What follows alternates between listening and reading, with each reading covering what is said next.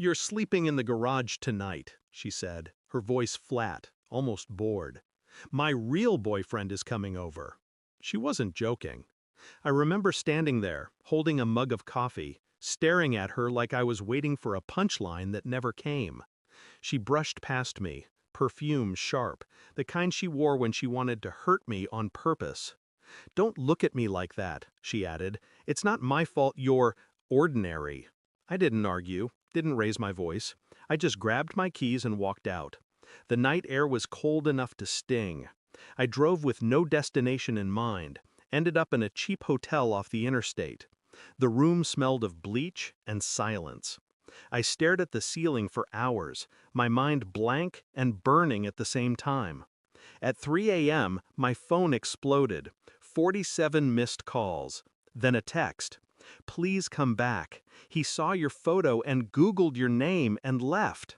I stared at the screen for a long time. Then I smiled. Her name is Laura. My wife, at least on paper. We'd been together for 6 years. The last 2 had felt like watching someone slowly fade into a stranger.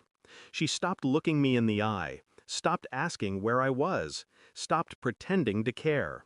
I knew she was cheating long before she admitted it. The late-night yoga classes, the locked phone, the sudden interest in fitness. But that night, telling me to sleep in the garage while her lover took my place in our bed, that was different. It wasn't betrayal, it was erasure.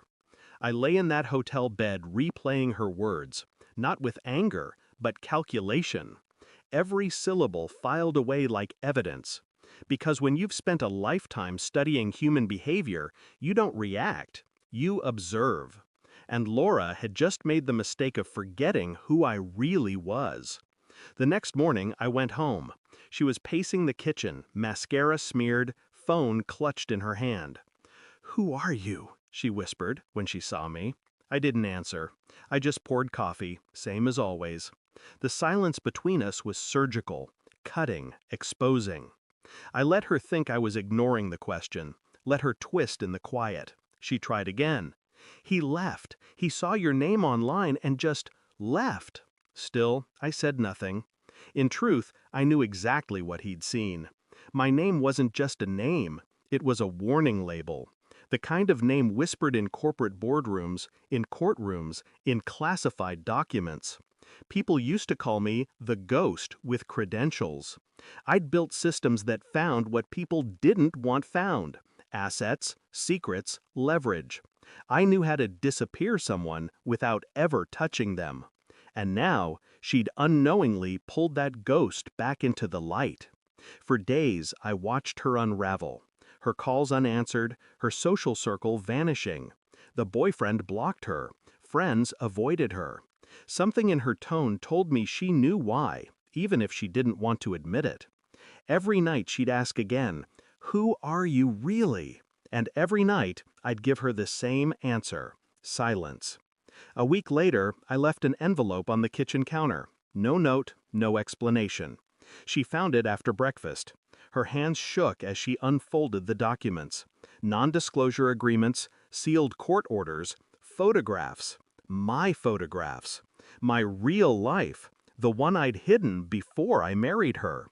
She looked up, eyes wide. "This isn't you!" "It is," I said. "It always was." Her mouth opened, closed. What did he see?" "Enough," I replied. "Enough to understand that being near you wasn't worth what it could cost him." She started crying then. Not out of guilt, out of realization. The man she'd mocked, dismissed, and humiliated wasn't small. He was the kind of man people stayed away from once they knew the truth. I didn't raise my voice, didn't insult her. I just stood there, watching her panic dissolve into silence. "You wanted excitement," I said quietly. "Now you've got it. Every door you knock on will close before you finish your name. Every person who sees you will remember mine." She backed away, trembling. "You ruined me!" I shook my head. "No, Laura, you ruined yourself. I just let the world see what kind of woman you are." I took my coat and keys. Her voice followed me, cracking, desperate. "Please," she whispered, "don't leave me alone." I stopped at the doorway. You already were. Then I walked out. It's strange how quiet freedom sounds. I drove for hours that night, past the city lights, into open darkness. Somewhere along the way, I realized I wasn't angry anymore. She'd tried to humiliate me, to make me feel small. But she forgot something simple. You can't humiliate a man who no longer needs to be understood. Weeks passed. She tried calling again. I never answered. Her name vanished from social feeds. Her friends replaced her silence with distance. Somewhere, she's still wondering what exactly he saw when he Googled my name. And I hope she never finds out, because the truth isn't what destroyed her. It was realizing that she'd spent years sleeping beside a man whose shadow she couldn't even comprehend. She wanted to play with danger. She just never imagined it would smile back. Thanks for watching.